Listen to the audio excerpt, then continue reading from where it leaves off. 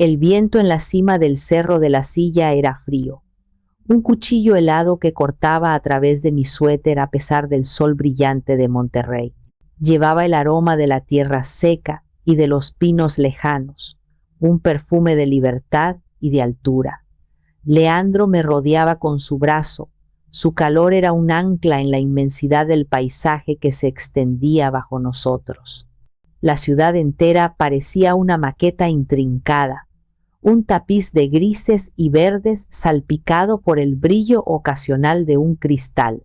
Era nuestro 15º aniversario, y por un momento, un frágil y perfecto momento, sentí que el mundo estaba en paz. «Es perfecto, ¿verdad?», susurré, apoyando mi cabeza en su hombro. «Contigo, todo es perfecto», respondió él. Su voz, un murmullo profundo que vibró en mi pecho.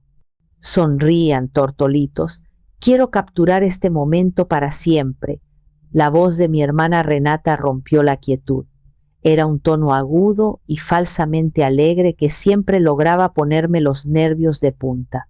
Sostenía su teléfono como si fuera un arma, sus labios rojos, estirados en una sonrisa que no llegaba a sus ojos oscuros y calculadores. Durante las últimas 2 horas de ascenso, ella había sido la personificación de la hermana cariñosa, un papel que no había interpretado en años. Ofrecía agua, contaba viejos chistes familiares, hablaba de dejar el pasado atrás. Yo, en mi eterna y estúpida necesidad de armonía familiar, casi le había creído. Leandro no. Sentía la tensión en su brazo, la forma en que su cuerpo se mantenía rígido cada vez que Renata se acercaba demasiado. «Un poco más a la derecha, Itzel», ordenó Renata, haciéndome señas. «Quiero que el cañón se vea justo detrás de ustedes. Será más dramático». Obedecí, dando un paso cauteloso sobre las rocas irregulares. El borde del mirador estaba a solo unos centímetros de mis pies. Un paso en falso y sería el final. Un escalofrío que no tenía nada que ver con el viento recorrió mi espalda.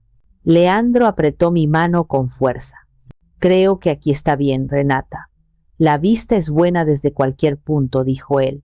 Su voz era tranquila pero firme. Renata chasqueó la lengua. «Ay, cuñado, siempre tan precavido. Solo es una foto. ¿O qué? ¿Crees que voy a empujarlos?». Se rió, un sonido agudo que fue devorado por el viento. Se acercó, su perfume caro y abrumador envolviéndome, el mismo perfume que había atormentado los sueños de mi hermano durante 15 años. Se inclinó hacia mí, fingiendo ajustar un mechón de mi cabello que el viento había soltado. Su rostro estaba tan cerca del mío que podía ver las pequeñas grietas en su maquillaje, la dureza en su mirada. Y entonces, su aliento cálido en mi oído, susurró 5 palabras que congelaron la sangre en mis venas.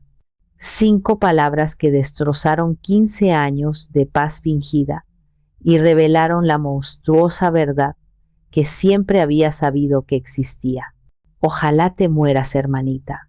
No hubo tiempo para reaccionar, no hubo tiempo para gritar. Sentí sus manos en mi espalda, un empujón firme, deliberado, lleno de una fuerza nacida de años de envidia y odio. Mis pies dejaron la seguridad de la roca. Por una fracción de segundo, floté. Vi el cielo azul y vasto, la sonrisa triunfante de mi hermana, el horror en el rostro de Leandro mientras era arrastrado conmigo. Luego, solo el vacío. El mundo se convirtió en un torbellino de viento, gritos y el color vertiginoso de las rocas acercándose. Me aferré a Leandro, él a mí. Un abrazo mortal en medio de la caída. El impacto fue brutal. Una explosión de dolor que me robó el aliento y me sumió en una oscuridad salpicada de estrellas rojas. El sonido de huesos rompiéndose resonó en mis oídos, un eco horrible en el repentino silencio.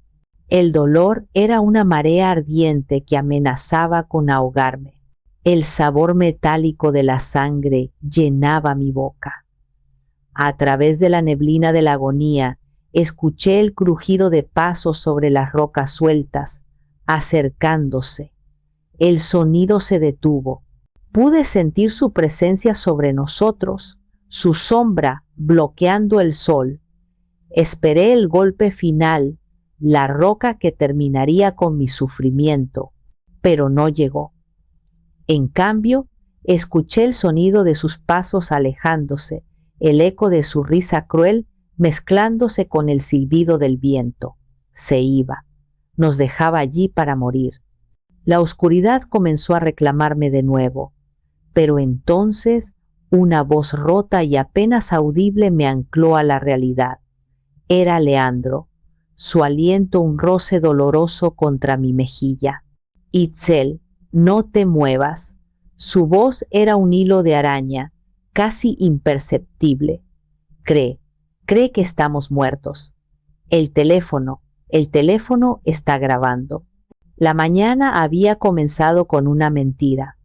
La mentira de un día perfecto. El sol se filtraba a través de las cortinas de lino de nuestra habitación, pintando rayas doradas sobre las sábanas.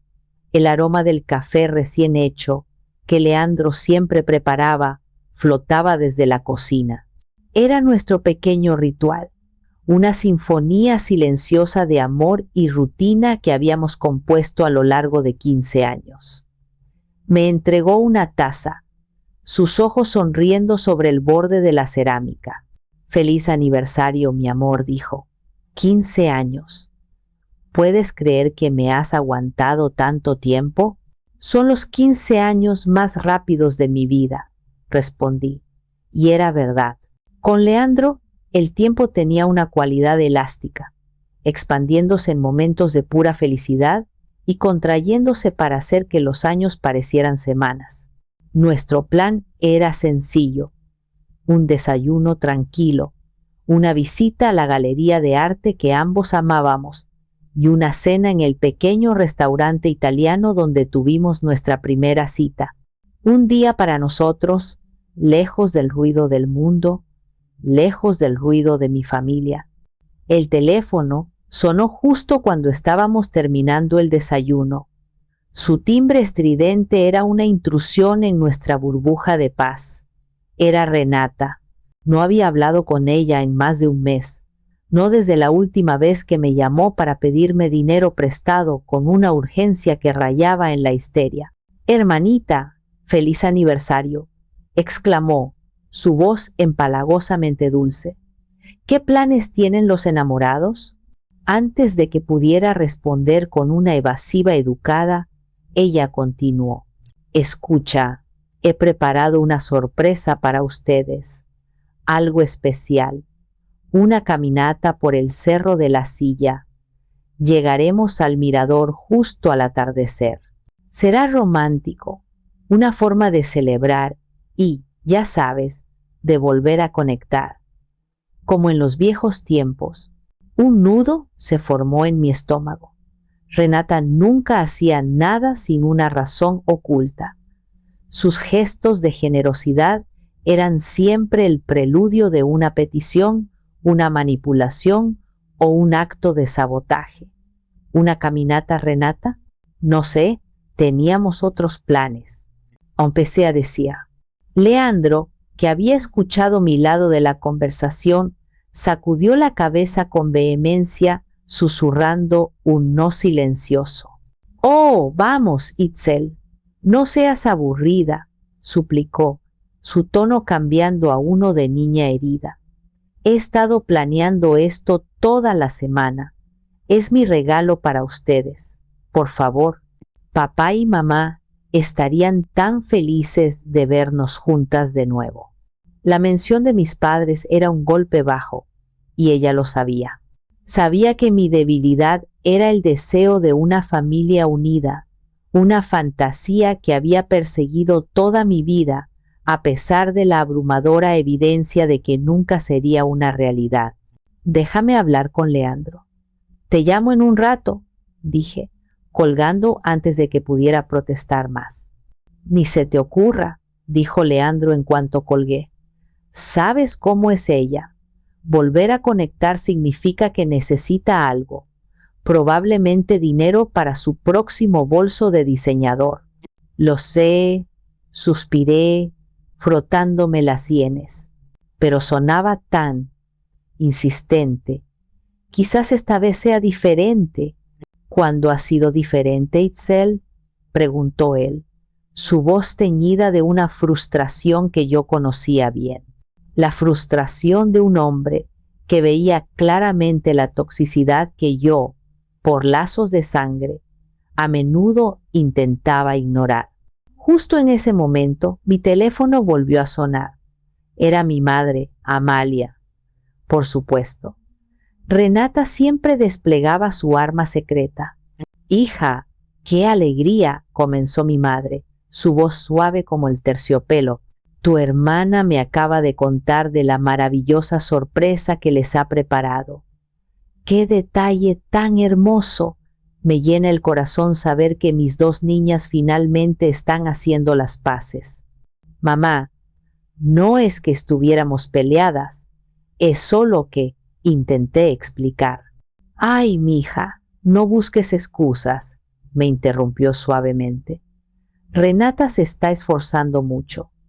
Ella te admira, aunque no siempre sepa cómo demostrarlo. Significaría mucho para ella, para todos nosotros, que aceptaras. Es por la familia, Itzel». Y ahí estaba, por la familia. Las tres palabras que habían justificado toda una vida de sacrificios por mi parte y de egoísmo por parte de Renata. Tres palabras que me acorralaban, que me hacían sentir culpable por querer proteger mi propia paz. Miré a Leandro, cuyos ojos decían, «Te lo dije». Suspiré, derrotada. «Está bien, mamá, iremos». Colgué y le di la noticia a Leandro. Él no dijo nada, pero la forma en que su mandíbula se tensó y la mirada de resignación en sus ojos hablaron por él. El día perfecto que habíamos planeado se había evaporado, reemplazado por la sombra inminente de mi hermana. Nuestra burbuja de paz había estallado. La insistencia de Renata no era solo irritante, era una alarma que resonaba en un lugar profundo y oscuro de mi memoria, un lugar que yo llamaba mi museo de cicatrices. Cada gesto amable de mi hermana era una exhibición en ese museo, un recordatorio de que su afecto era una moneda que solo usaba para comprar algo que quería. Pero la pieza central de la colección, la más grotesca y dolorosa, era un diorama de un día de verano de hacía 15 años, el día en que la vida de mi hermano Damián se rompió para siempre. Damián tenía 15 años, era un torbellino de energía, con una sonrisa que podía iluminar la habitación más oscura y un futuro brillante como atleta. Ese día, mis padres habían organizado una gran comida familiar en el jardín. Yo, con 23 años y recién graduada, intentaba ayudar en la cocina. Renata, con 25, se pavoneaba con un vestido nuevo, el centro de atención como siempre. La casa tenía un balcón en el segundo piso que daba al jardín, un balcón con una barandilla de hierro forjado que mi padre siempre decía que necesitaba refuerzos. Damián y algunos primos jugaban cerca, y en un momento Damián subió corriendo al balcón para buscar una pelota. Lo que sucedió después se convirtió en la versión oficial de la historia familiar, una leyenda pulida y repetida hasta que la verdad quedó enterrada bajo capas de negación. La versión de Renata, según ella, estaba en su habitación al otro lado de la casa leyendo una revista. Escuchó un grito y un golpe sordo. Corrió hacia el balcón y encontró a Damián en el suelo del jardín, inmóvil en un ángulo antinatural. La barandilla se había roto. Un trágico accidente. Recuerdo el caos, los gritos de mi madre, la cara pálida de mi padre. Recuerdo haber corrido hacia Damián, arrodillarme a su lado, ver la vida desvanecerse de sus ojos. Pero también recuerdo algo más. Un detalle discordante que mi mente de 23 años no supo procesar en ese momento. Justo antes del grito, desde la cocina, había visto a Renata salir al balcón. No estaba leyendo en su habitación. La vi acercarse a Damián. Parecían estar discutiendo. Vi un movimiento brusco, un empujón, no un empujón violento, sino uno de esos empujones de hermana mayor irritada, un quítate de mi camino, y luego el sonido metálico y horrible de la barandilla cediendo. Cuando todo el mundo corrió hacia Damián, vi a Renata en la puerta del balcón. Su rostro no era de sorpresa o de horror, era de pánico puro. Sus ojos se encontraron con los míos por una fracción de segundo, y en ellos vi una súplica desesperada, una orden silenciosa: no digas nada. Y no lo hice. En el torbellino de ambulancias, hospitales y diagnósticos devastadores, lesión medular, parálisis de cintura para abajo, mi pequeña y confusa verdad se perdió. La narrativa de mi madre tomó el control. Fue un accidente terrible, decía a todo el mundo, con lágrimas en los ojos. Pobre Renata, está traumatizada. Encontró a su hermanito así. Mi madre convirtió a Renata en una segunda víctima, una heroína trágica, y yo, cobardemente, me aferré a esa versión porque la alternativa era demasiado monstruosa para contemplarla. Los años que siguieron solidificaron los roles de cada uno. Damián se convirtió en el recordatorio silencioso de la tragedia. Renata, la superviviente culpable, fue colmada de aún más atención y perdón por cualquier transgresión, como si el universo le debiera algo. Y yo, la observadora silenciosa, me convertí en la cuidadora. Mientras Renata construía una vida de apariencias, viajando y comprando, yo pasaba mis tardes adaptando la casa para la silla de ruedas de Damián. Rediseñé el jardín, creando caminos pavimentados y maceteros elevados para que él pudiera seguir sintiendo la tierra en sus manos. Hablábamos durante horas, él con una inteligencia afilada y un humor negro que usaba como escudo, yo escuchando, absorbiendo la tristeza que nunca expresaba del todo. Renata nos visitaba de vez en cuando, siempre con un regalo caro y un aire de condescendencia. Pobrecito Damián, decía, dándole una palmadita en el hombro, pero mira qué bien te cuida tu hermana. Siempre ha sido tan práctica. Cada palabra era un pequeño corte, un recordatorio de que mi amor era práctico mientras que su culpa era trágica. Cada visita era una nueva exhibición para mi museo, y ahora, con su invitación a la montaña, sentía que estaba a punto de inaugurar una nueva ala, una mucho más peligrosa. La semana anterior a nuestro aniversario, la semana antes de la caminata, la bomba de tiempo que llevaba 15 años oculta en la mente de mi hermano finalmente hizo tic. Damián había estado asistiendo a una nueva forma de fisioterapia, una que combinaba el ejercicio físico con técnicas de memoria sensorial para intentar reconectar las vías nerviosas. Su terapeuta, una mujer joven y paciente llamada Elena, creía que revivir los recuerdos podía, en algunos casos, estimular la recuperación. Yo era escéptica, pero apoyaba cualquier cosa que le diera a Damián una pizca de esperanza. Fui a recogerlo a la clínica como hacía cada martes y jueves.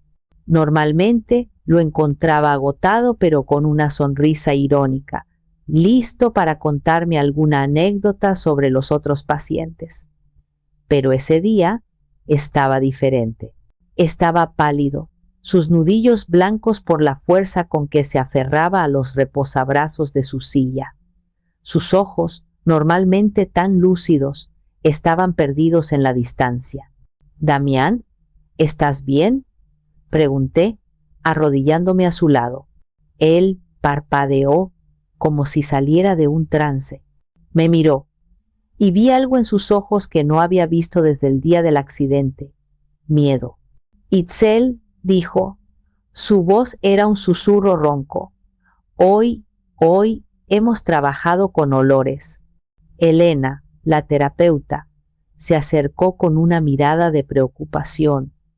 Usamos diferentes aromas para ver si evocaban alguna respuesta emocional o algún recuerdo. Lavanda, café, hierba recién cortada. Y luego interrumpió Damián. Luego sacó un frasco de perfume y lo olí. Su respiración se aceleró. Era el perfume de Renata, el que usaba ese verano. Siempre lo odié. Era demasiado dulce. Mi corazón empezó a latir con fuerza contra mis costillas. Conocía ese perfume. Renata lo había usado durante años, su seña de identidad. «¿Y qué pasó?», pregunté, mi propia voz temblorosa. Damián cerró los ojos. Lo vi. Por un segundo lo vi todo. No estaba solo en el balcón, Itzel. Ella estaba allí, justo frente a mí. Estábamos discutiendo. No recuerdo sobre qué, pero recuerdo su cara. Estaba furiosa, y el olor de su perfume era asfixiante. Se detuvo, tragando saliva con dificultad, y justo antes de caer, recuerdo el olor. Estaba por todas partes, como si ella estuviera inclinada sobre mí. El aire abandonó mis pulmones. La pequeña verdad que había enterrado hacía 15 años acababa de ser desenterrada por un simple aroma. La historia oficial, el trágico accidente, se resquebrajó, revelando la fea realidad que había debajo. Renata no solo encontró a Damián, ella estaba allí. «¿Estás seguro, Damián?», pregunté, aunque ya sabía la respuesta. La certeza en su rostro era inconfundible. «Nunca he estado más seguro de nada en mi vida», respondió, sus ojos encontrando los míos. Y en su mirada vi la misma pregunta que ahora ardía en mi mente. «¿Qué hacemos ahora?». Llevé a Damián a casa en un silencio denso. Mi mente era un torbellino. El recuerdo de Damián no era una prueba, era solo un fragmento, pero era suficiente. Era la pieza que faltaba en el rompecabezas de mi propia memoria. Esa noche se lo conté todo a Leandro. Le conté lo que vi ese día, lo que Damián recordaba. Por primera vez verbalicé la sospecha que me había envenenado durante 1 década y media. Leandro me escuchó sin interrumpir, su rostro endureciéndose con cada palabra. Cuando terminé, no dijo, «te lo dije». Simplemente me abrazó y dijo, «ahora todo tiene sentido». Su culpa, su necesidad de control, su resentimiento hacia ti por ser la que realmente se preocupa por él. «Itzel, esto es peligroso». Ella sabe que él está recordando cosas. Y entonces, unos días después, llegó la llamada de Renata, la invitación a la montaña, la sorpresa de aniversario, y su amable oferta ya no parecía una simple manipulación para obtener dinero. Se sentía como algo mucho más siniestro. Se sentía como un intento desesperado de silenciar a la única otra persona que conocía la verdad, a mí. La bomba de tiempo no solo había hecho tic, estaba a punto de explotar. Con el recuerdo de Damián ardiendo en mi mente, la fachada de normalidad familiar que había luchado tanto por mantener se volvió insoportable. Necesitaba hacer algo. decir algo. No podía enfrentarme directamente a Renata. Eso sería como declararle la guerra a un escorpión. Pero tal vez, solo tal vez, podría sondear a mi madre, ver si quedaba alguna grieta en la fortaleza de negación que había construido alrededor de su hija favorita. Fue un error de cálculo monumental.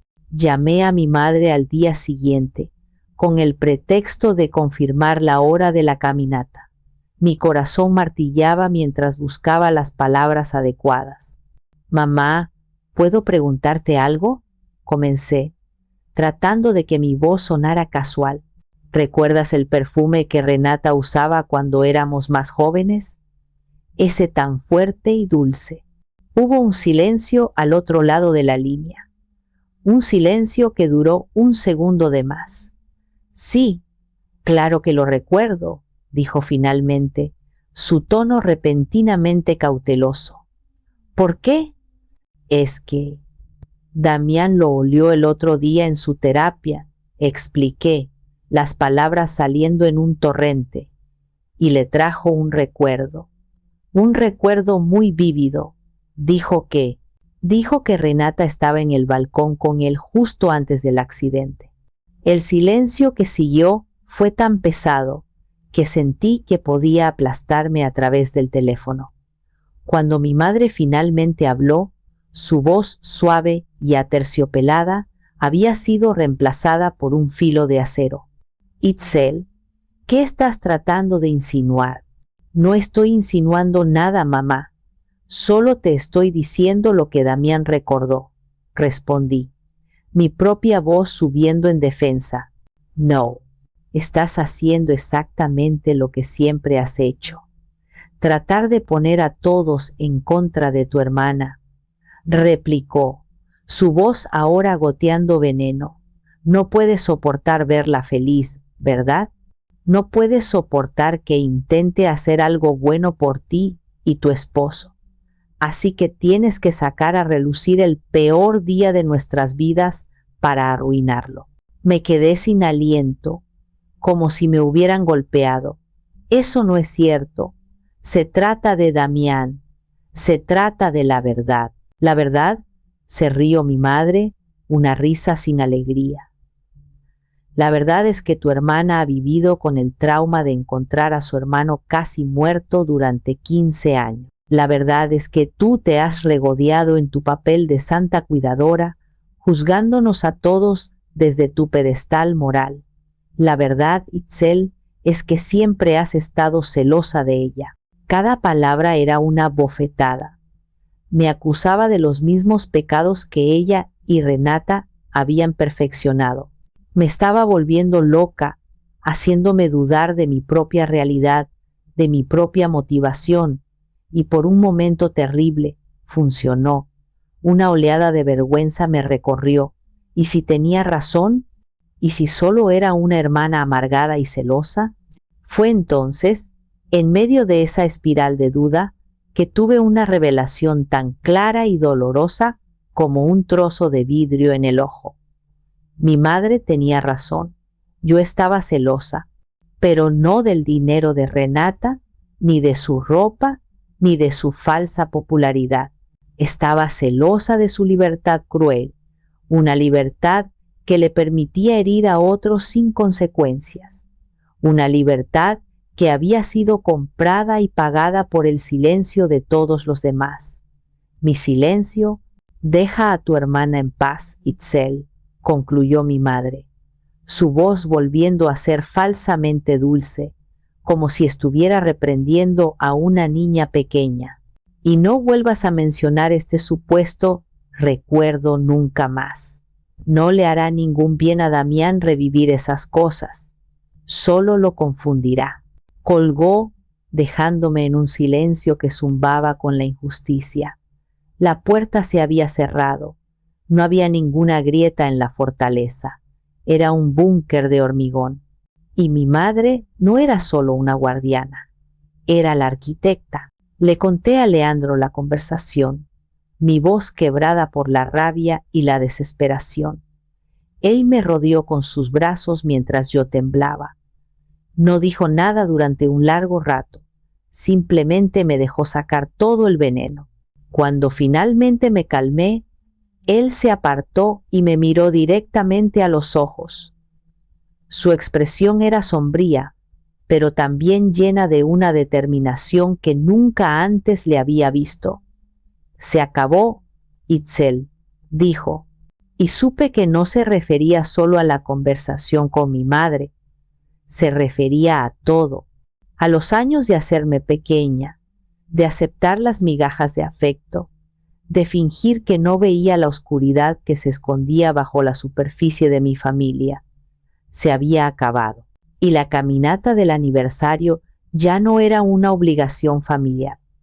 Se había convertido en una confrontación inevitable. La conversación con mi madre fue el catalizador que transformó la frustración de Leandro en acción.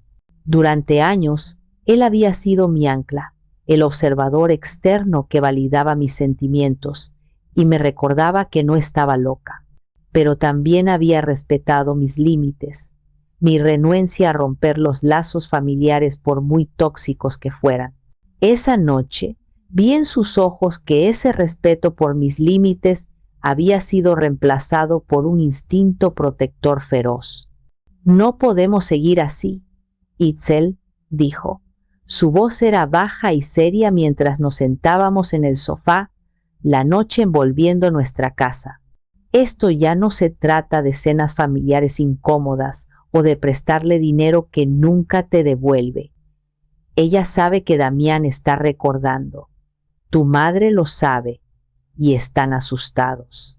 La gente asustada hace cosas estúpidas y peligrosas. ¿Qué podemos hacer, Leandro?, pregunté, sintiéndome completamente impotente. No tenemos pruebas de nada, solo mi palabra contra la de ellas, y ya sabemos quién gana siempre esa batalla. Él asintió lentamente, su mente trabajando. Tienes razón, no tenemos pruebas, así que tenemos que conseguirlas. Se levantó y fue a su estudio. Regresó con su teléfono y una pequeña batería externa. Lo dejó sobre la mesa de café entre nosotros. Vamos a ir a esa caminata, dijo. Su tono no dejaba lugar a la discusión. Vamos a sonreír y a fingir que todo está bien. Vamos a dejar que ella interprete su papel de hermana arrepentida. Hizo una pausa, sus ojos fijos en los míos. Y yo voy a grabar cada maldita palabra. Me quedé mirándolo. La audacia de su plan me dejó sin aliento. ¿Grabar? ¿Es eso legal?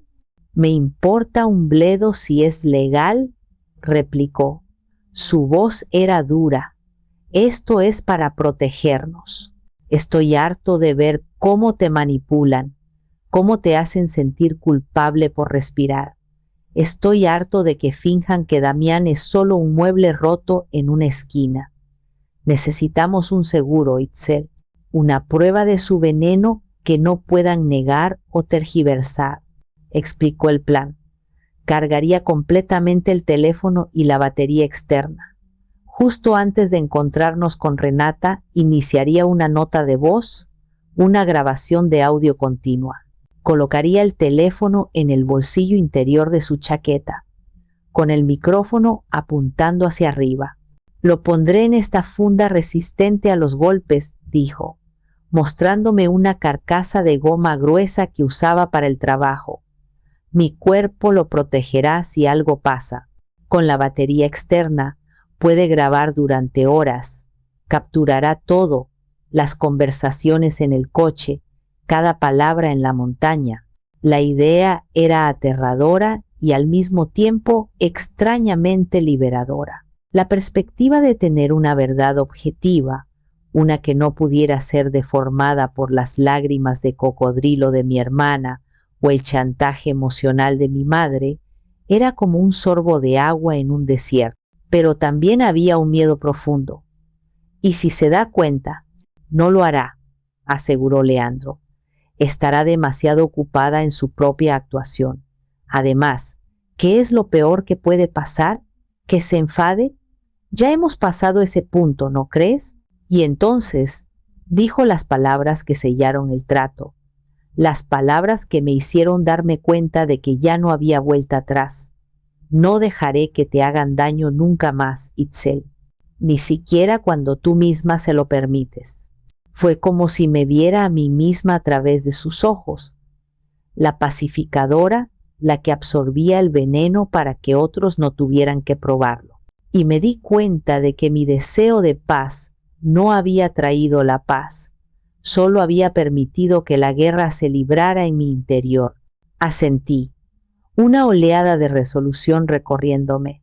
Está bien, hagámoslo. El teléfono sobre la mesa de café ya no parecía un simple dispositivo de comunicación.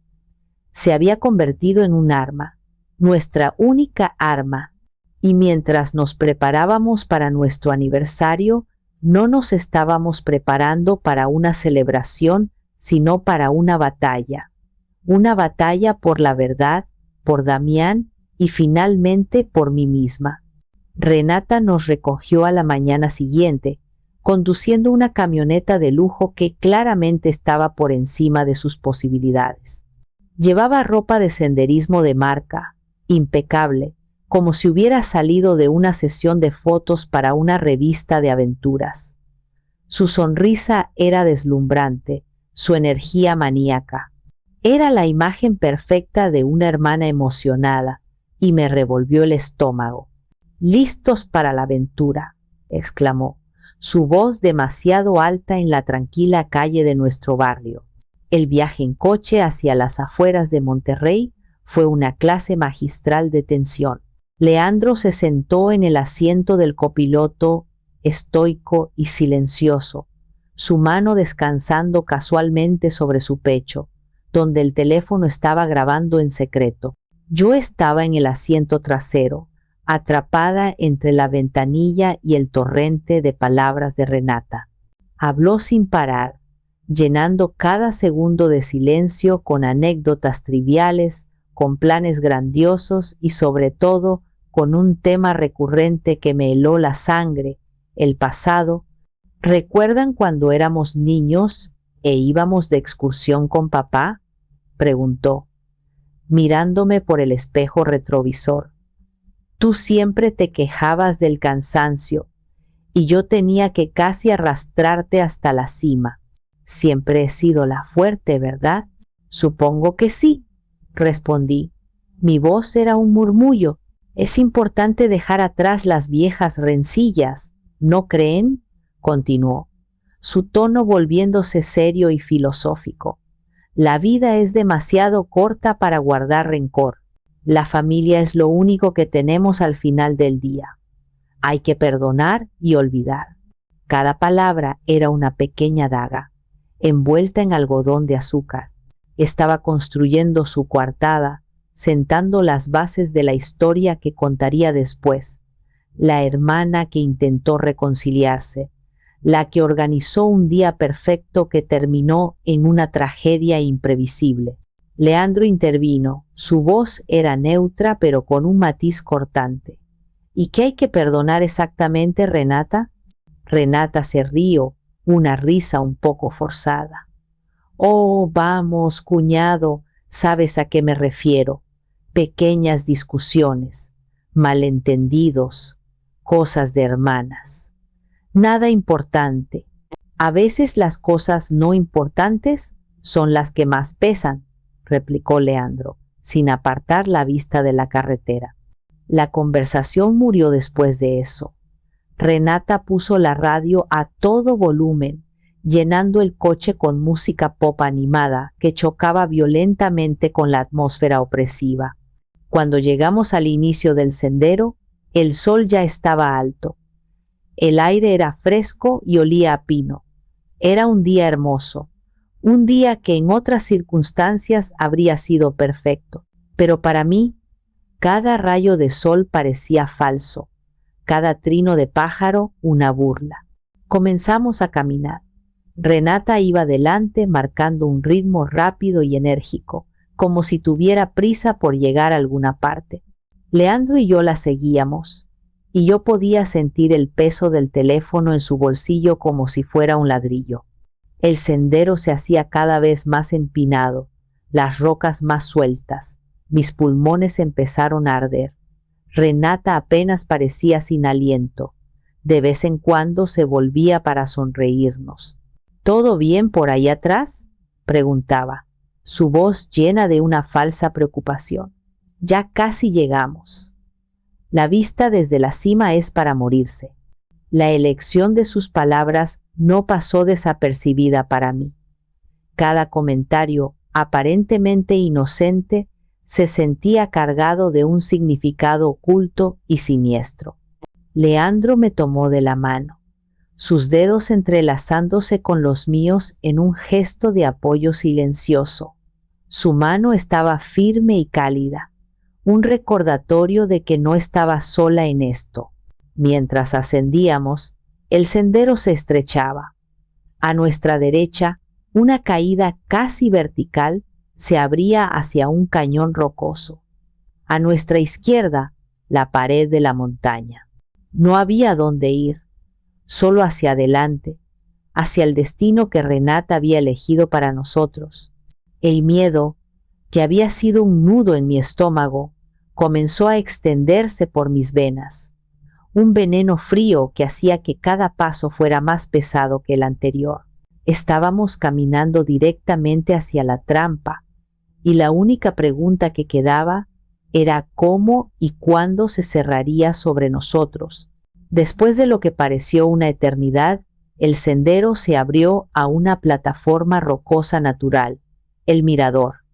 La vista era, como Renata había prometido, espectacular. El aliento se me cortó, no solo por el esfuerzo físico, sino por la belleza cruda y peligrosa del lugar. Estábamos en la cima del mundo, con el abismo a nuestros pies. El viento aullaba aquí arriba, un sonido solitario y salvaje. No había nadie más. Estábamos completamente solos. ¿Qué les parece?, gritó Renata por encima del viento, extendiendo los brazos como si estuviera presentando su propia creación. Les dije que valdría la pena. Se pavoneó por la plataforma, acercándose peligrosamente al borde, mirando hacia abajo sin una pizca de miedo. Parecía estar en su elemento, una reina en su castillo de roca y viento. Leandro y yo nos quedamos más atrás. La desconfianza era una barrera invisible entre nosotros y ella. Es impresionante, admití, mi voz sonaba débil. Impresionante no es suficiente. Es épico, exclamó. Y necesitamos una foto épica para un aniversario épico. Sus ojos brillaron con una excitación febril que me puso la piel de gallina. Vengan, pónganse aquí, dijo, señalando un punto exacto, a menos de 1 metro del precipicio. La luz es perfecta. Quiero que parezca que están flotando sobre la ciudad. Estamos bien aquí, Renata, dijo Leandro. Su tono era definitivo. Su brazo protector estaba firmemente alrededor de mi cintura. La sonrisa de Renata flaqueó por un instante, revelando un destello de irritación. No sean aburridos, vivan un poco, es solo por 1 segundo. Yo tomaré la foto. Vamos, Itzel. Es nuestro día de reconciliación, ¿recuerdas? Me miró. Sus ojos suplicantes eran una máscara para la orden que había debajo. Sabía que si nos negábamos, ella encontraría otra manera, otro momento. La confrontación era inevitable. Este era el escenario que ella había elegido. Teníamos que seguir el guión hasta el final. Miré a Leandro, una comunicación silenciosa pasando entre nosotros. Él asintió casi imperceptiblemente, su mandíbula apretada.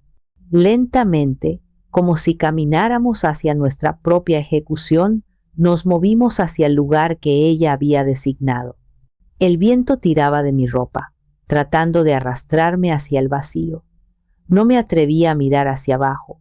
Mantuve mis ojos fijos en el horizonte, en la línea donde las montañas se encontraban con el cielo. Podía sentir la energía vibrando en Renata, una mezcla de anticipación y nerviosismo. Perfecto, dijo, levantando su teléfono. Ahora abrácense. Quiero una foto romántica, como si fuera el primer día. Leandro me atrajo hacia él. Su abrazo era desesperado y protector. Podía sentir los latidos de su corazón, rápidos y fuertes contra mi pecho. Apoyé mi cara en su hombro, cerrando los ojos por un instante. Te amo, le susurré, mi voz ahogada por el viento y el miedo. Yo también te amo, respondió. Su voz era un murmullo ronco en mi oído. Pase lo que pase. Sonrían, ordenó Renata. Intenté forzar una sonrisa, pero mis labios no obedecían. Abrí los ojos y vi a Renata. Ya no estaba mirando la pantalla de su teléfono, nos estaba mirando a nosotros. Y en su rostro, la máscara de hermana cariñosa finalmente se había desintegrado por completo. Lo que quedaba era una expresión de puro desprecio, una satisfacción fría y aterradora. Se movió, no para tomar la foto, sino para colocarse. Se posicionó a mi lado, ligeramente detrás de mí, en el ángulo perfecto. El sol brilló sobre la pantalla de su teléfono, un destello cegador. El tiempo pareció ralentizarse. El aullido del viento, el latido de mi corazón, la sonrisa torcida en el rostro de mi hermana. Todo convergió en ese único e interminable momento en el borde del mundo. En ese instante suspendido en el tiempo, con el abismo bostezando a mis espaldas y el odio de mi hermana ardiendo frente a mí, una extraña calma me invadió. Era la calma de la certeza, la claridad que llega cuando todas las dudas se han evaporado y solo queda la cruda realidad. Ya no había esperanza de reconciliación, ya no había lugar para la negación, solo quedaba la verdad. Quizás fue esa calma, esa repentina ausencia de miedo, lo que me dio el valor para decir las palabras que había guardado durante una semana, durante 15 años. Me giré ligeramente, lo suficiente para mirarla directamente a los ojos. Damián recuerda tu perfume, Renata, dije. Mi voz era sorprendentemente firme por encima del viento. El efecto fue instantáneo y devastador. La sonrisa torcida de Renata se desvaneció, reemplazada por una máscara de pánico. Sus ojos se abrieron de par en par, la sorpresa y el miedo luchando por el control. Por un segundo, pareció una niña atrapada en una mentira. ¿Qué? ¿Qué estás diciendo? Tartamudeó, su compostura rota. Él te recuerda en el balcón, continué. Cada palabra era una piedra arrojada contra la frágil estructura de su engaño. Recuerda tu olor justo antes de caer. La mentira se acabó, Renata. Fue como si hubiera abierto una compuerta. La furia, reprimida durante años bajo capas de encanto y victimismo, estalló en su rostro, contorsionando sus bellas facciones en una mueca de fealdad. Es estúpido, sisió. Su voz era un veneno puro. Se suponía que debía olvidar. Se suponía que debía quedarse callado, siempre arruinándolo todo, igual que tú. Avanzó un paso, su cuerpo vibrando de rabia. Tú no sabes nada. No tienes idea de lo que es vivir con ese secreto, con su mirada acusadora todos los días. Mientras tú te ibas a construir tu vida perfecta, con tu esposo perfecto y tu trabajo perfecto, y el dinero, Renata, intervino Leandro. Su voz era un trueno bajo. Los cientos de miles de pesos que le has robado a Itzel a lo largo de los años, ¿eso también es culpa de ella? La mención del dinero la empujó al límite. Se rió, un sonido áspero y desquiciado. ¿El dinero? Claro, el perfecto Leandro lo reduce todo al dinero. Ustedes no entienden la presión, las deudas, la gente a la que le debo. Iban a destruirme. Y Damián, con sus estúpidos recuerdos, iba a ser el último clavo en mi ataúd. Señaló hacia el valle, hacia la ciudad lejana. Todo eso podría haber sido mío. La casa, el dinero de los padres. Me lo merezco. He soportado más que tú. Siempre he tenido que ser la fuerte, la perfecta. Se estaba desmoronando, la confesión saliendo a borbotones en un torrente de autocompasión y rabia. Era más horrible y más patético de lo que jamás había imaginado. Y entonces su mirada se volvió a enfocar en mí. La rabia se enfrió, convirtiéndose en una resolución helada que me aterrorizó más que sus gritos. Pero puedo arreglarlo, dijo. Su voz era ahora un susurro mortal. Puedo arreglarlo todo. Damián no recordará nada más si tú no estás allí para animarlo. ¿Y el dinero? Bueno, el dinero de una viuda desconsolada y un cuñado muerto en un trágico accidente me vendrá muy bien. Se acercó, su mano levantándose como si fuera a acariciar mi mejilla. Y fue entonces, con su rostro a centímetros del mío, cuando pronunció las palabras que el teléfono de Leandro estaba capturando para la eternidad, las palabras que sellarían su destino. Ojalá te mueras, hermanita. Y empujó. El silencio después del impacto fue casi tan brutal como el impacto mismo. Por un momento no hubo nada más que el dolor blanco y cegador y el sonido de mi propia sangre rugiendo en mis oídos. El mundo se había reducido a la sensación de las rocas afiladas bajo mi espalda y el peso de Leandro, parcialmente sobre mí, su cuerpo habiendo amortiguado parte de mi caída. Estaba vivo. Podía sentir el débil movimiento de su pecho contra el mío. Estábamos rotos, sangrando pero vivos. Y entonces el sonido, el crujido de rocas sueltas desde arriba. Renata estaba bajando, o al menos asomándose. El pánico me atenazó. ¿Venía a rematarnos? ¿A asegurarse de que el trabajo estaba hecho? Fue entonces cuando el susurro de Leandro, un milagro de voluntad en medio de la agonía, me dio mis instrucciones. No te muevas. Cree que estamos muertos. Obedecí. Dejé mi cuerpo flácido, mi respiración superficial, mis ojos entreabiertos y fijos en un punto del cielo. A mi lado, Leandro hizo lo mismo.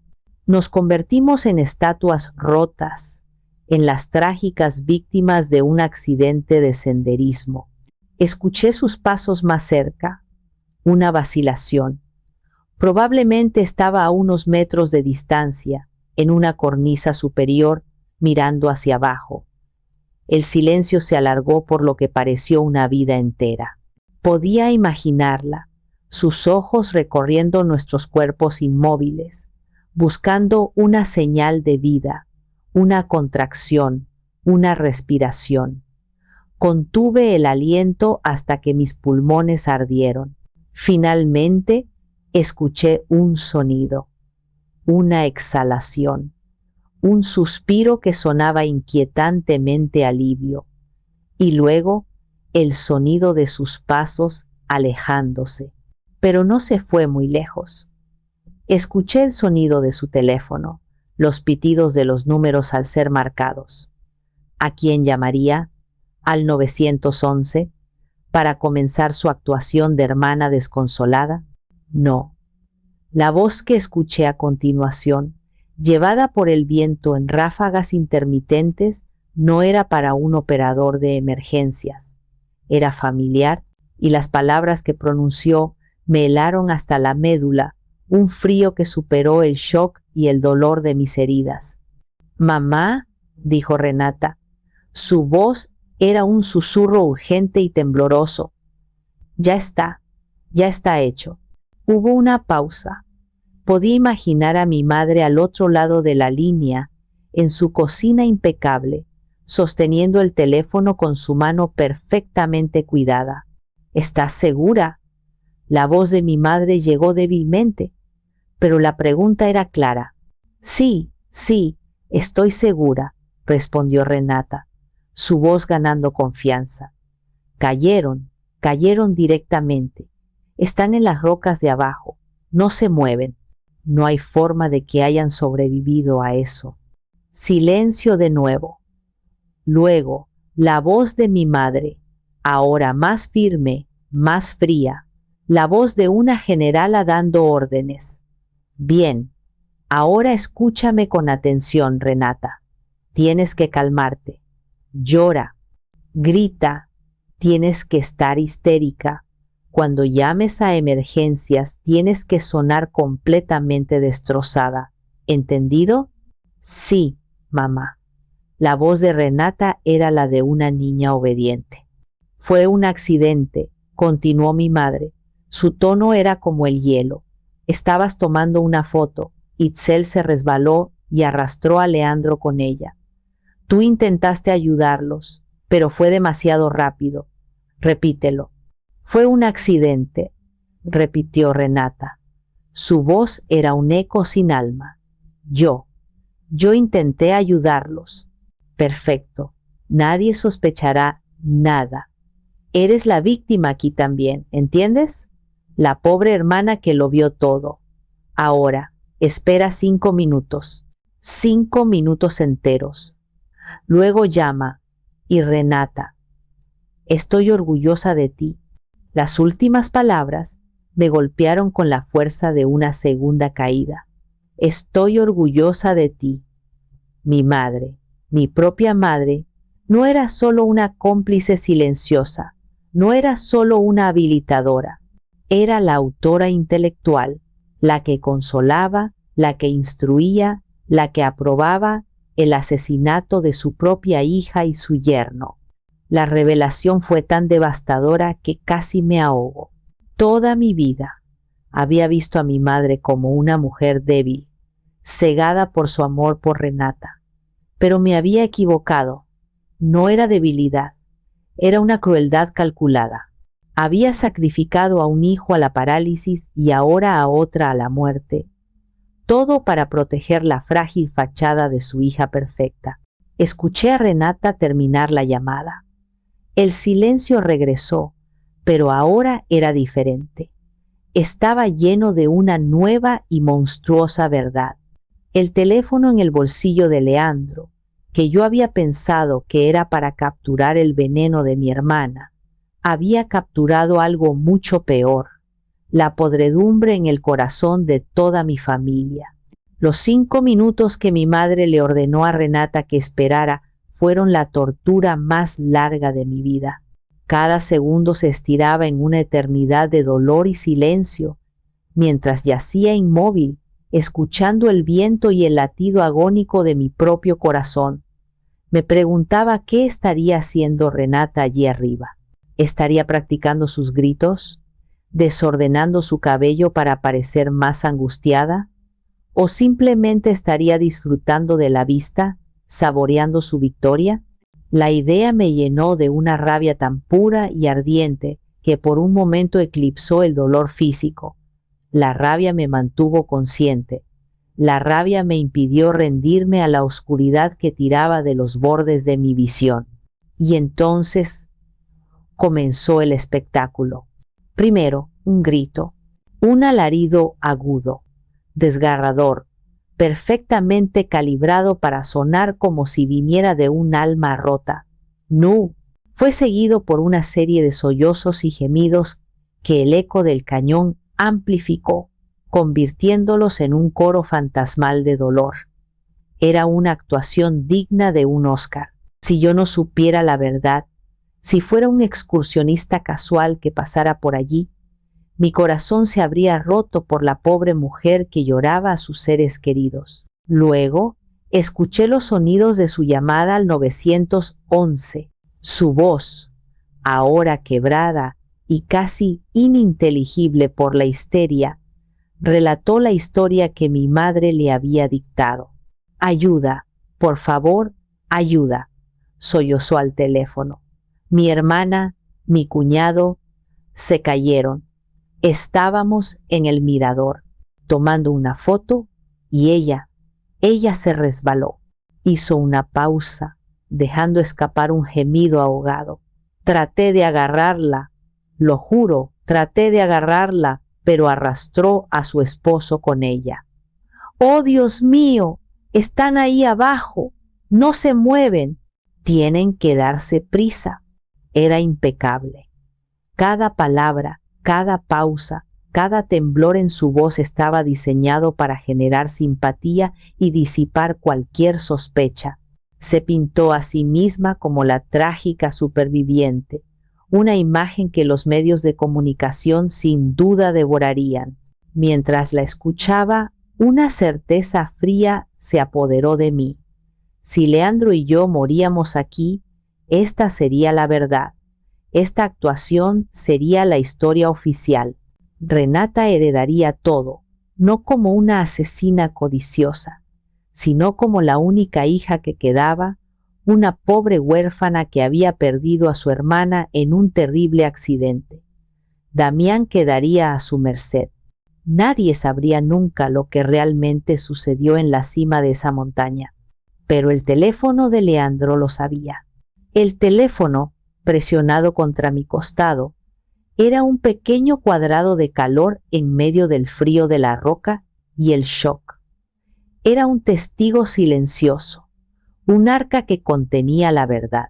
Y supe en ese momento que mi único propósito, mi única razón para seguir respirando era proteger ese teléfono. Tenía que sobrevivir. Teníamos que sobrevivir. Los sollozos de Renata continuaron durante lo que pareció una hora, incluso después de que terminó la llamada. Estaba manteniendo la actuación, probablemente sabiendo que los rescatistas podrían llegar en cualquier momento. El sonido de sus lamentos falsos se convirtió en una tortura auditiva, un recordatorio constante de su traición. Cerré los ojos, no para rendirme, sino para concentrarme. Me concentré en el débil aliento de Leandro, en el calor del teléfono, en la rabia que me mantenía viva. La actuación de Renata era buena, pero la nuestra tenía que ser mejor. Teníamos que ser las víctimas perfectas hasta que llegara el momento de convertirnos en los testigos perfectos. El primer sonido de la civilización fue el zumbido distante de un helicóptero. El sonido creció gradualmente hasta convertirse en un estruendo atronador que parecía hacer vibrar las rocas a nuestro alrededor. Abrieron una nueva dimensión de la realidad. La ayuda estaba llegando, y con ella, una nueva fase de nuestro peligroso teatro. Recuerda, susurró Leandro, su voz apenas un soplo de aire, estado crítico. Apenas conscientes, asentí, un movimiento casi imperceptible. Me concentré en la agonía real de mi cuerpo, mi brazo izquierdo gritaba de dolor, mi cabeza palpitaba con una migraña violenta y la dejé consumir mi expresión. Dejé que mis labios se entreabrieran, que mi respiración fuera superficial y entrecortada. Pronto, escuchamos voces humanas gritando desde arriba, y luego el sonido de cuerdas y equipos metálicos. Un hombre, con un uniforme de rescate naranja brillante, descendió en rapel por la pared del acantilado, aterrizando con una agilidad experta a pocos metros de nosotros. Fue seguido por otro. «Los encontramos. 2 víctimas aquí abajo», gritó uno de ellos a una radio. Se acercaron con cautela. Uno se arrodilló a mi lado, sus ojos profesionales evaluando mis heridas.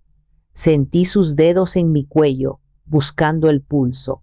Escuché su oído cerca de mi boca, tratando de detectar la respiración. Esta mujer tiene pulso, pero es débil y rápido. Múltiples laceraciones, posible fractura en el brazo izquierdo, informó. El otro paramédico estaba con Leandro. El hombre también está vivo. Respiración superficial. Parece que tiene una lesión en la cabeza. Fue un alivio escuchar su evaluación. Nuestro estado era lo suficientemente grave como para que nuestra incapacidad para comunicarnos fuera creíble. No tendríamos que fingir mucho. El dolor y el shock eran nuestros aliados en este engaño. Comenzaron a trabajar en nosotros con una eficiencia tranquila, cortando nuestra ropa para examinar las heridas, colocando un collarín en mi cuello, insertando una vía intravenosa en mi brazo sano. Cada movimiento enviaba oleadas de dolor a través de mi cuerpo, y no tuve que fingir los gemidos que se escapaban de mis labios. Mientras me aseguraban a una camilla de rescate, pude escuchar la voz de Renata desde arriba, ahora dirigida a los rescatistas. ¿Están vivos? Oh, Dios mío, díganme que están vivos, gritó, su voz llena de una esperanza perfectamente actuada. Señora, están vivos pero en estado grave.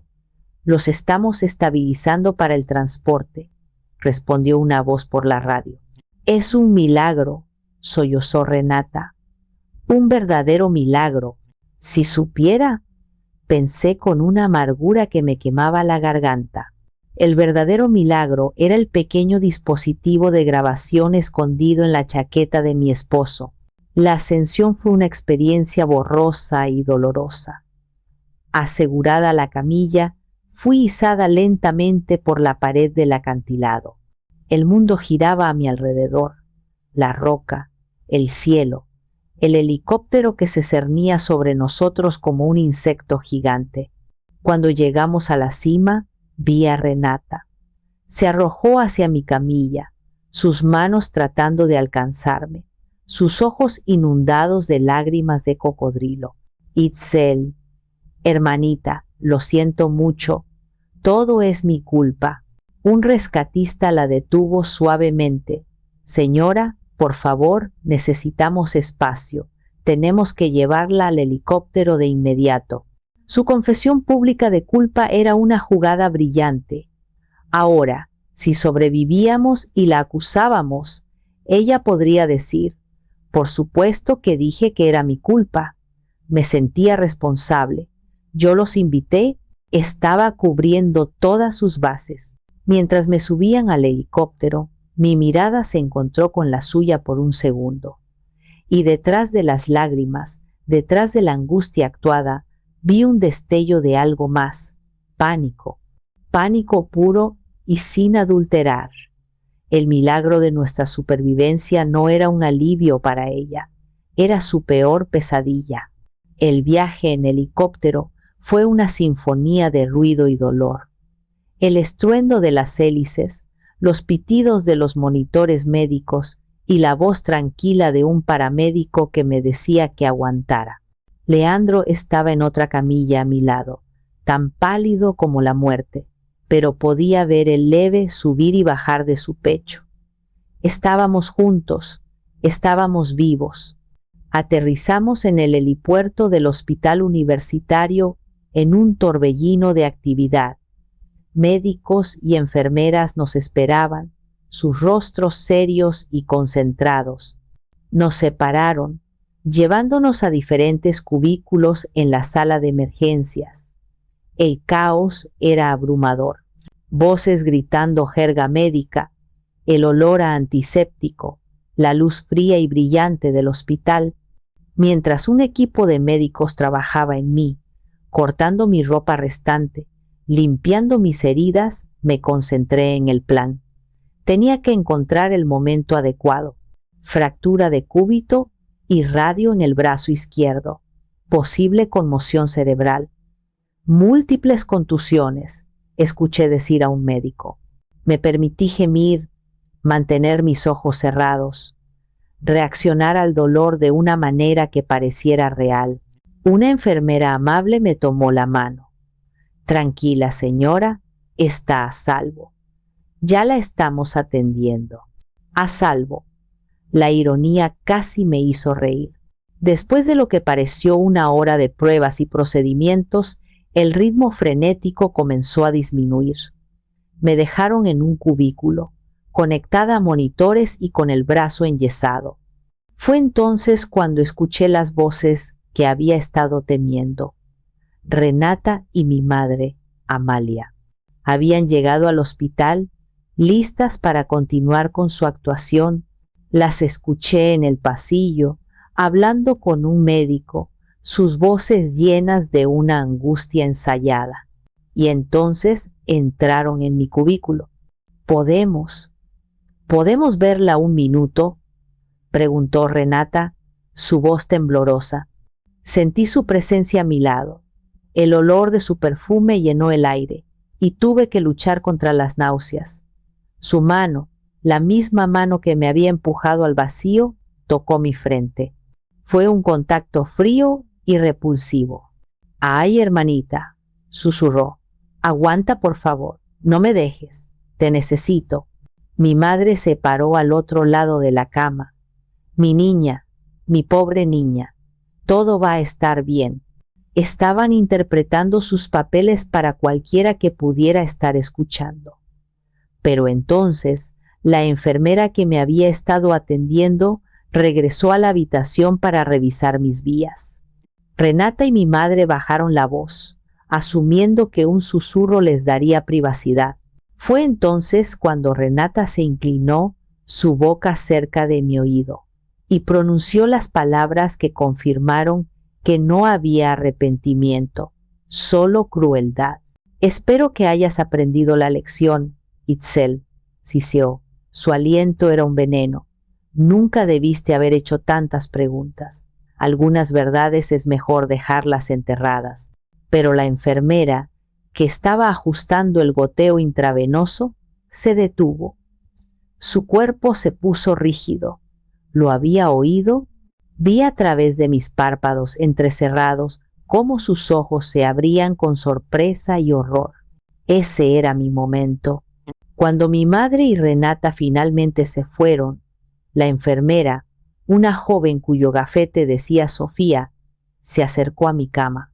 «Señora», susurró. Su voz era urgente y baja. «Lo que acaba de decir esa mujer.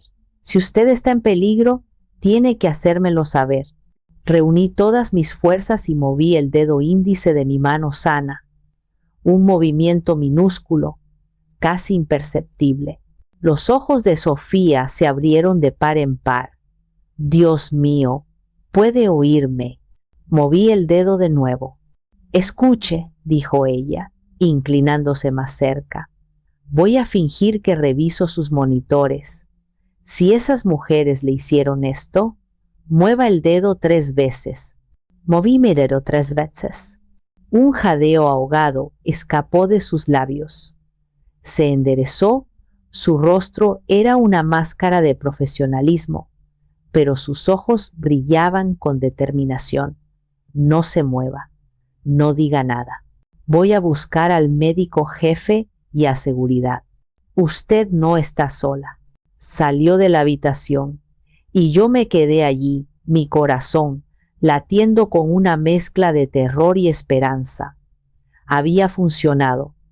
Alguien me creía. Minutos después, Sofía regresó, no sola. Venía con una médica mayor y 2 hombres de aspecto serio con uniforme de policía. El oficial mayor se acercó a mí. «Señora, soy el detective Vargas. Entendemos que puede estar en una situación peligrosa. Estamos aquí para protegerla. ¿Puede decirnos qué sucedió?». Lentamente abrí los ojos. La luz me cegó por un momento. Miré las caras preocupadas a mi alrededor y por primera vez en horas sentí una oleada de verdadero alivio. Mi voz salió como un graznido ronco, rota por el desuso y la deshidratación. «Mi hermana», susurré. «Mi hermana nos empujó». El detective asintió. Su expresión era grave. «¿Tiene alguna prueba?». Miré hacia la puerta, hacia el pasillo donde sabía que estaba Leandro. «Mi esposo», dije, mi voz ganando un poco de fuerza. «Mi esposo lo tiene todo». En su teléfono. La energía en la sala de emergencias cambió instantáneamente. El detective Vargas no perdió un segundo. Dejó a un oficial en mi puerta y se dirigió con el otro hacia el cubículo donde estaban tratando a Leandro. Yo esperé, el corazón en un puño. Todo dependía de ese pequeño dispositivo. ¿Habría sobrevivido al impacto? ¿La grabación sería clara? 10 minutos después, que se sintieron como 10 años, el detective Vargas regresó a mi habitación. Su rostro ya no era solo grave, era una máscara de furia helada. En su mano sostenía el teléfono de Leandro, conectado a un par de auriculares. «Lo tenemos», dijo. Su voz era baja, pero resonaba con autoridad. «Lo tenemos todo. La confesión en la cima de la montaña y la llamada telefónica a su madre. La conspiración es monstruoso». Me miró y por primera vez vi una pizca de compasión en sus ojos profesionales. «Ustedes dos son increíblemente valientes y fuertes». La validación de un extraño, la simple confirmación de que no estaba loca, fue tan abrumadora que las lágrimas que no había derramado en el acantilado finalmente comenzaron a brotar, trazando caminos limpios a través de la suciedad y la sangre seca en mis mejillas. «¿Qué va a pasar ahora?», pregunté. «Ahora hacemos justicia», respondió. «Mis oficiales ya están en camino a la sala de espera. Su hermana y su madre están allí dando una entrevista conmovedora a algunos familiares. Creo que es hora de interrumpir la función». Quería verlo, necesitaba verlo. «Detective», dije, mi voz era urgente. «Hay una ventana en esa sala de espera. Da al pasillo. ¿Pueden llevarme en una silla de ruedas? Necesito que me vean. Necesito que sepan que yo las vi». Vargas dudó por un momento, pero luego asintió. «Preparen una silla de ruedas», le ordenó al oficial en la puerta. Minutos después, me estaban llevando por el pasillo. Cada sacudida de la silla era una agonía, pero no me importaba. Cuando nos acercamos a la sala de espera, vi la escena a través del cristal. Renata y mi madre Amalia estaban en el centro de un pequeño círculo de tías y primos. Ambas lloraban, abrazadas, recibiendo palabras de consuelo. Mi tía Carmen le estaba dando palmaditas en la espalda a Renata, diciéndole lo valiente que era. El detective Vargas y sus oficiales entraron en la sala. La conversación se detuvo. Todos los ojos se volvieron hacia ellos. «Renata Morales». «Amalia de Morales», dijo Vargas. Su voz era clara y resonante, cortando el silencio. «Están bajo arresto». Hubo un jadeo colectivo. Renata se puso de pie de un salto. Su rostro era una máscara de indignación. «¿Arresto? ¿De qué está hablando? Somos las víctimas aquí. Mi hermana y mi cuñado acaban de».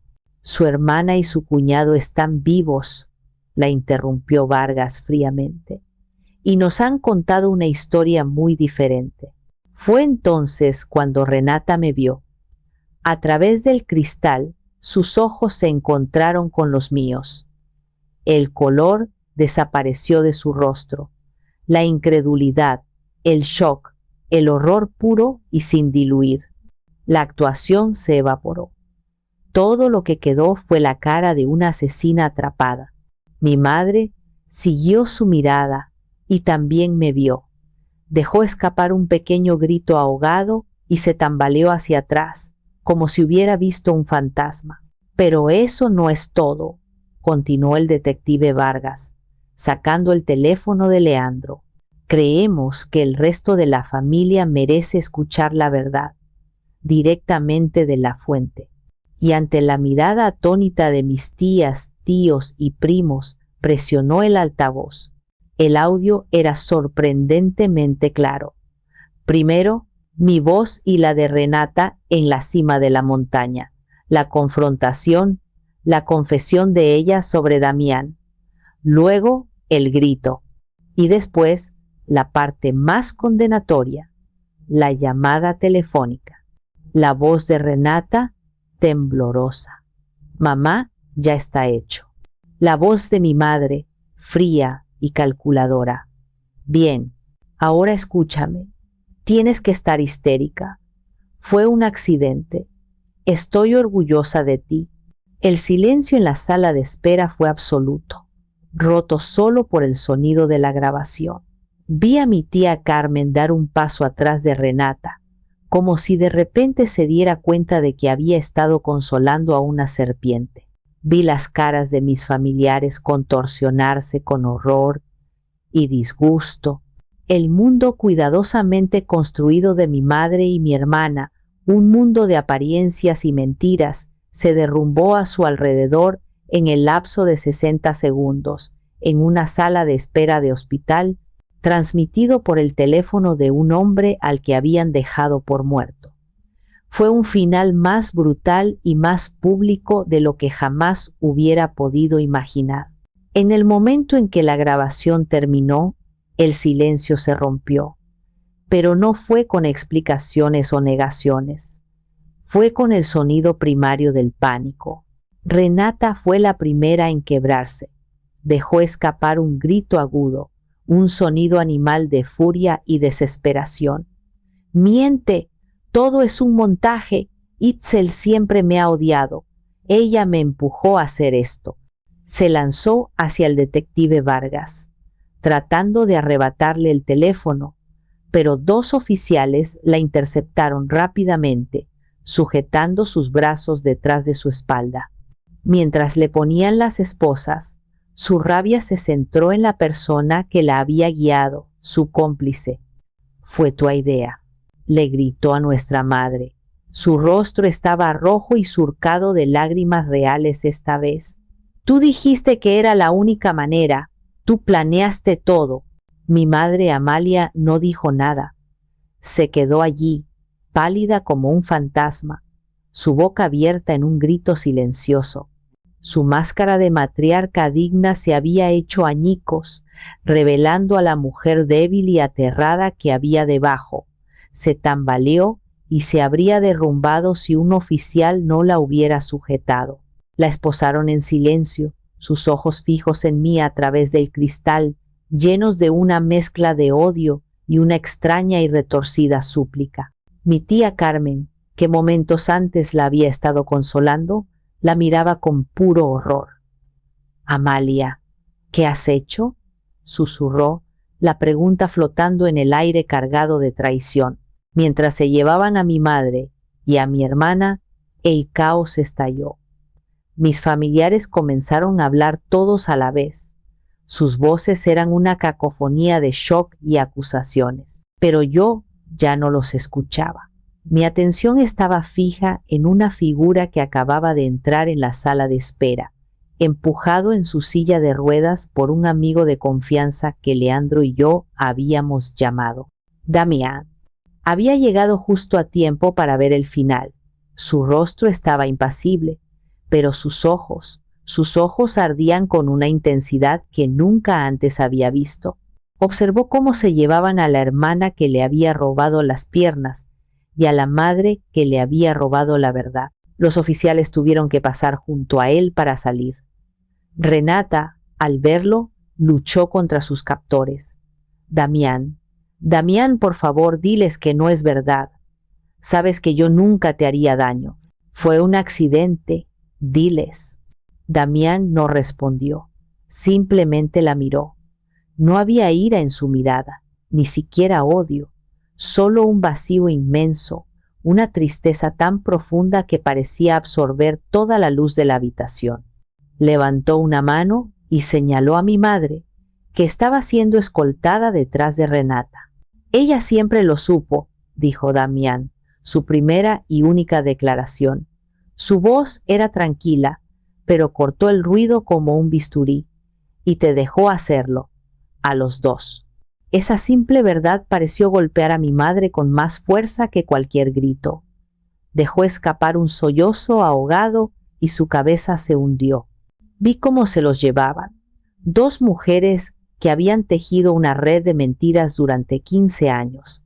finalmente atrapadas en ella. El alivio que esperaba sentir no llegó. En su lugar, solo había un profundo y agotador vacío.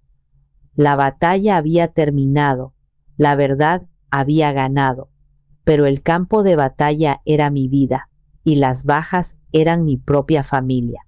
El detective Vargas regresó a mi lado. «Se acabó», dijo suavemente.